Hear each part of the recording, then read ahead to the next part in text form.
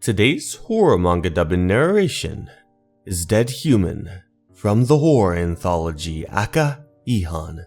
I hope you enjoy. I work as a mangaka. The story I'll be telling now is about A female mangaka that I met at a conjoined autograph event promoted by our publisher. On that day, we were at our desks, scribbling autographs to our many fans. Here, thank you very much. Wow, thanks a lot. Next, please. Up until that day, I had met a lot of female mangakas. But it was the first time that I had seen one who was as beautiful as A. Takasaki. Someone needs your autograph. Sorry. It's just... She was at her station, handing out autographs just like I. But there was just something about her. Beautiful things are beautiful, of course. But how should I put it? She didn't feel like a living human being. She gave off the impression of something like a mannequin.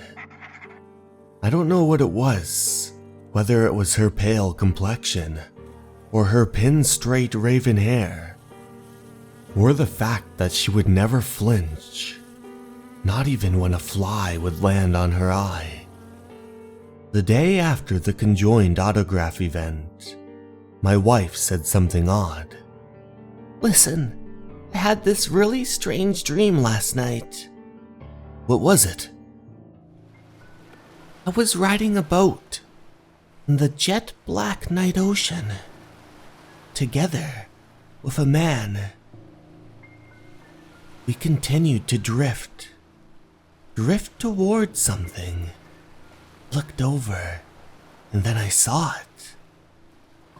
I couldn't believe it. It was a man floating in that black ocean. But not just him. There were many dead bodies. And then I looked over to my side to see a lovely girl, and her eyes open. What? She's alive? I have to help her, I thought. And then the attendant of the boat said, Stop it. He looked over at me with his faceless complexion. A beautiful girl, right? But she isn't alive. That girl is already dead, he said as he pushed her further into the water, and she sank down to the depths, the white of her eyes glaring at me. Couldn't believe it, that the girl sunk with her eyes still open. When I thought, she's really dead, that was when I woke up. The truth is, my wife has the so-called power to feel things. She'll predict things in the future, get things right about past events she didn't even know about. Of course, just occasionally. It might be a nonsense dream to me, but it seems like it isn't to you, huh? I think it's probably some sort of warning, so be careful, dear. Warning? Probably the beautiful corpse my wife dreamt about is A, and it was telling me to not get involved with her anymore. I don't really understand what it means, but she's already dead. Even so, it had already been decided that we'll have the second autographed event the next week. I could no longer refuse. And so, the days passed by, and it was the second conjoined autographed event. Thank you very much, I said, as I handed an autograph to a fan. Then I looked over at A. During the event, I tried as much as possible to not get close to her. But it's an odd feeling. Her manga is the so-called heartwarming genre, and her most popular work, about a family's loving connections, was even adapted as a live-action series. Beautiful, and always smiling sweetly. What could possibly be wrong with her? After the event, I was walking around greeting the other participants. "Well then, excuse me now everyone. Thank you very much," I said as I slammed the door behind me. That was when I noticed a silhouette in the hallway. It was A, and she was walking towards me. It's A. I guess I have no choice but to greet her. But that was when the hallway turned into water, and a bunch of those bodies that my wife had foreseen appeared. I screamed, "Ah!" And then A was right in front of me. "Takasake-sensei, you can see it. What did you see?" Corpses! A bunch of corpses floating!" She looked at me with an utmost amount of happiness. "Great! Wait, huh? Takasake-sensei, are you a person who understands? I was waiting for someone who could listen to me." "Huh?" And so, I found myself in her waiting room. "Please listen. I haven't told this to anyone. My hometown is a port town. My family ran a sightseeing boat that would always be full of guests. My father was the ship's captain. He would always set out each and every morning, and Mum, my baby brother, and myself would always wave him off as he set sail. I lived a fun life in that seaside town with my father, my mother, and my baby brother. It was the year when I was about to start elementary school. My father's boat sunk, and a large number of passengers passed away. The cause of the accident was signed off as a faulty maintenance. My father, who came back alive, was questioned by the police and convicted to penal servitude. Even after he got out, he still owed a large amount of compensation money.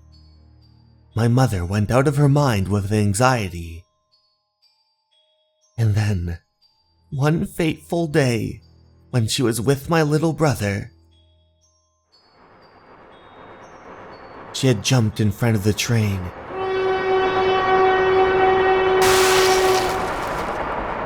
My little brother was left but to watch in shock.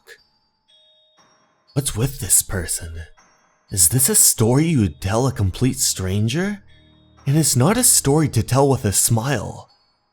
I started living with just my father from my 5th year in elementary school. My father would turn all of his pent-up frustrations that had gone nowhere onto me. Every day, I got hit. Every day, I got kicked. And that wasn't the worst of it. Why don't you be a good girl?